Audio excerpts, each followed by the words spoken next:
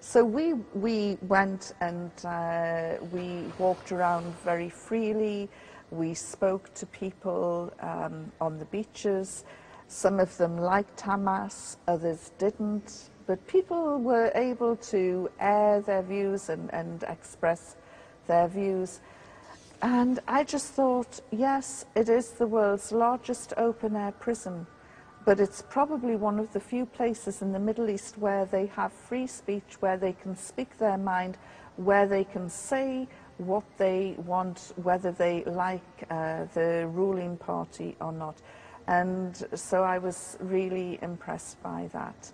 And I also thought, you know, they are in this large open-air prison, but they can move freely without checkpoints, unlike their brothers and sisters in the West Bank, who have more checkpoints than ever to contend with, who have more illegal settlements to contend with. That isn't to say that I don't have a great love and admiration for the Palestinians in the West Bank. I do.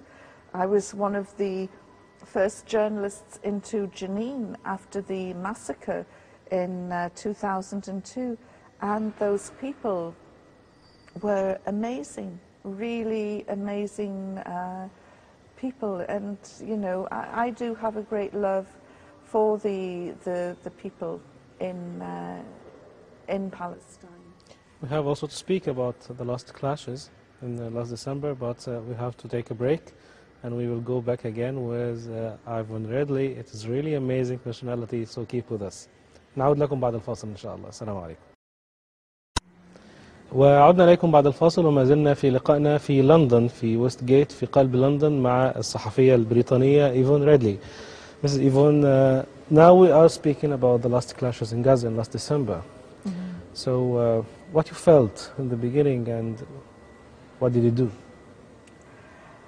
On the 26th, 27th of December, I watched in horror at the images on television, and I rang a friend of mine, Garda Rizuki, who was in Stop the War, and I said, we have to do something. And so I was in Scotland and on holiday, and I drove straight down to London, on the phone all the way down, organising a demonstration outside the Israeli embassy in Kensington in London.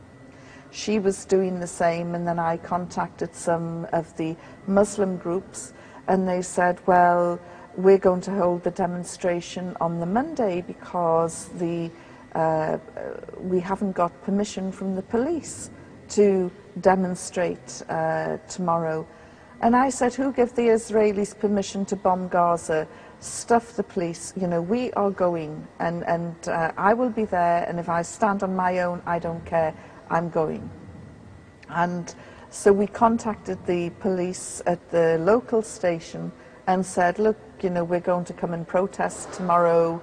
And he said, the senior officer said, how many? And I said, maybe 30, 40 people, who knows? I'm using my text message and Facebook. The next day, 4,000 people turned up.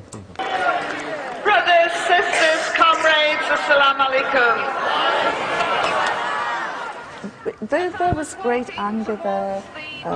George Galloway, a politician I greatly admire, and a good friend of mine, he was there. Tony Benn, a revered statesman, he was there.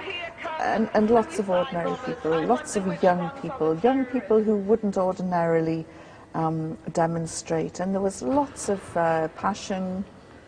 The stiff upper lip and English reserve went, the barricades came down, we stormed the area, we seized control of the roads.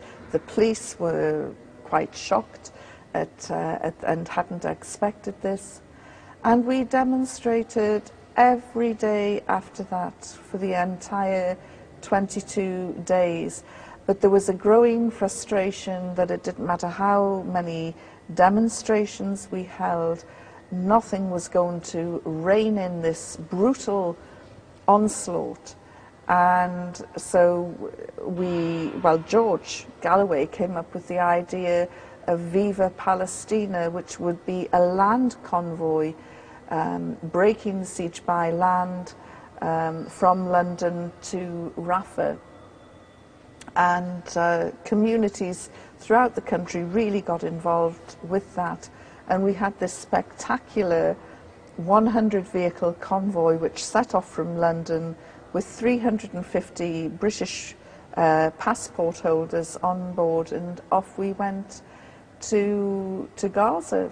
And right through North Africa, ordinary people came out to give us more aid, to give us their salams, to cheer us on, from Morocco, Algeria, Tunisia, Libya, Egypt. You passed all this road to Gaza?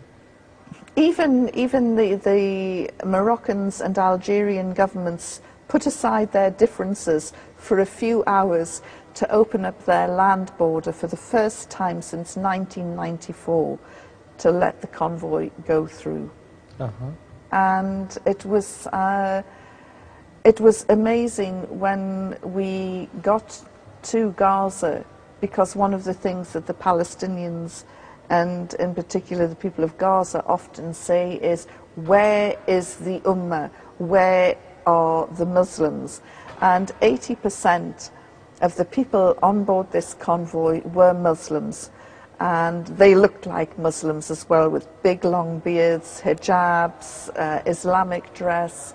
And even though our aid, more than £1 million worth of aid, and vehicles, we left all the vehicles there, although that was most welcome, the look on the people's face from Gaza, seeing, you know, brothers and sisters coming to them in such large numbers, it moved them to tears, because they said, you know, we have always felt isolated, and then the war, we were cut off, and then after that very few people came, just a couple of small delegations, and then you lot, you know, 350 with aid, and we stayed for a few days and then went back again. George Galloway is leading an American convoy, and there will be one coming from Russia, and then there'll also be one coming from Venezuela, and Viva Palestina is going to go on and on and on until we break the siege by land for good. But I'm now looking at ways of breaking the siege by air. Yes, and I noticed that Egypt has excellent conditions for hot air ballooning. So maybe some of your young viewers can come up with some ideas for me to to float into Gaza by air. Actually, I admire your courage, and I feel really ashamed that we are, as Ummah, we are not able to do such brave step as you have done, but I hope that in the future that something will change through you and through the young generations that are watching us now, and they'll be able to do something in the future. But you know, I'm a firm believer that everybody's opportunity will come one day when they step up to make a stand or to do something that is considered brave. People aren't born brave. It's something that triggers inside them, and they make that step forward and they make that stand, and everybody is capable of doing it. You know, like the woman who will lift up a vehicle if she sees her baby inside. And so I think that we're all capable. And you know, I talked about the convoy. Thousands, tens of thousands of people were involved in bringing that convoy together, from small children putting money in collection tins to all sorts of people. And not everybody could go on the convoy. The last thing Gaza needs is more people. It needs more aid. So I think that what we have to recognise is that the Ummah is a big jigsaw and everybody has a part to play.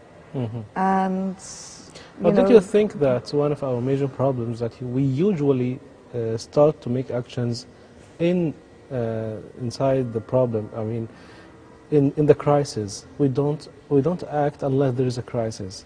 Do you think that there is something that we can do other than the crisis to stop all this from happening again?